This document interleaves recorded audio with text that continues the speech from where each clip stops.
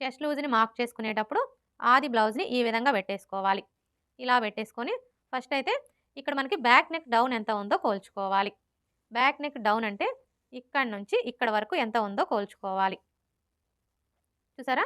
మనకి back neck down వచ్చేసి 5.5 ఇంచులు ఉంది. ఇప్పుడు ఈ 5.5 ఇంచుల్ని రెండు వైపులా సైడ్ జాయింట్ల దగ్గర మార్క్ చేసుకోవాలి. చూడండి ఈ కింది వైపు నుంచి ఇలా మార్క్ చేసుకోవాలి.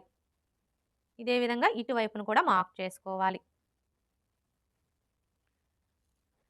ఇలా మార్క్ చేసుకున్న తర్వాత ఇప్పుడు మనం మార్క్ చేసుకున్న ఈ మార్కింగ్‌లు రెండు కూడా ఇలా ఒకే చోటికి వచ్చేలాగా ఫోల్డ్ చేసుకోవాలి. ఇలా ఫోల్డ్ చేసుకొని ఇక్కడ చూడండి మనం చంక డౌన్ కోసం 6 ఇంచులకి మార్క్ చేసుకున్నాం కదా! ఇప్పుడు ఈ మార్కింగ్‌కి స్ట్రెయిట్‌గా ఈ విధంగా పెట్టేసుకోవాలి.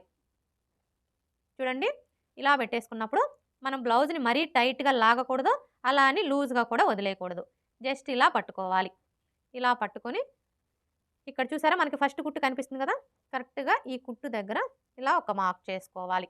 ఏ సైజు వారికైనా సరే ఈ విధంగా మార్క్ చేసుకున్నాము అంటే మనకి చెస్ట్ లూజ్ అనేది కరెక్ట్‌గా వచ్చేస్తుంది. ఇలా మార్క్ చేసుకున్న తరువాత ఇప్పుడు ఈ రెండు మార్కింగ్‌లని కలుపుతూ స్ట్రెయిట్‌గా ఒక లైన్ డ్రా చేసుకోవాలి. ఇలా డ్రా చేసుకున్న తరువాత ఇప్పుడు ఖర్చు కోసం 1.5 ఇంచులు లేదా 2 ఇంచులు ఎక్స్ట్రా మార్క్ చేసుకోవాలి. ఖర్చు అనేది మీ చాయిస్ అండి. మీకు ఎన్ని ఇంచులు కావాలి అనుకుంటే మీరు అన్ని ఇంచులకి మార్క్ చేసుకోవచ్చు. ఇక్కడ నేనైతే 1.75 ఇంచులకి మార్క్ చేస్తున్నాను.